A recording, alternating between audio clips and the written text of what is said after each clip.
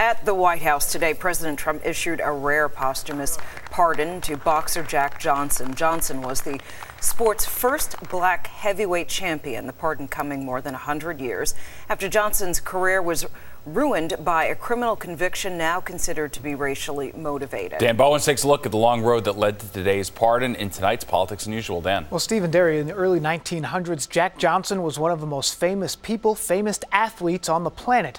But a racially motivated conviction ruined his life and career.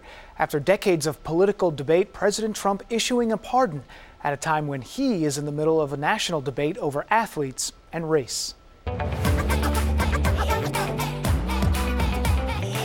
A full pardon posthumously to John Arthur Jack Johnson. Surrounded by heavyweight champions and actor Sylvester Stallone of Rocky fame, President Trump announcing a pardon for legendary boxer Jack Johnson. I am taking this very righteous step, I believe, to correct a wrong that occurred in our history. Ladies and gentlemen, Johnson was the first African-American heavyweight champion.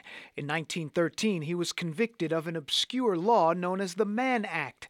Danielle Bolelli is a boxing historian who produced a podcast about Johnson. He was a black heavyweight champion at a time when many people in the United States would not accept it. The Mann Act was a Jim Crow-era law making it a crime to take a woman across state lines for immoral purposes.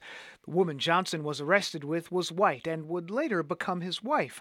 Bolelli says the conviction ruined Johnson's life and career. The reality of it is that people try to find something to get rid of him. President Obama was urged to pardon Johnson but declined. Stallone says the move is long overdue. He's truly an inspirational character, so this has been a long time coming. Some critics, though, calling the president's move hypocritical given his harsh criticism of NFL players kneeling during the national anthem, a modern protest of racial inequality 70 years after Johnson's death. This from an interview on Fox and Friends. Maybe you shouldn't be in the country. You have to stand proudly. Responding, local Massachusetts NAACP President Bishop Talbert Swan, writing in part, quote, Trump calls living black athletes an expletive, but pardons a deceased one. Now for Jack Johnson's family, that national debate is for another day. His great niece in the Oval Office today said her family had been deeply ashamed for more than a century and thanked President Trump for, quote, rewriting history.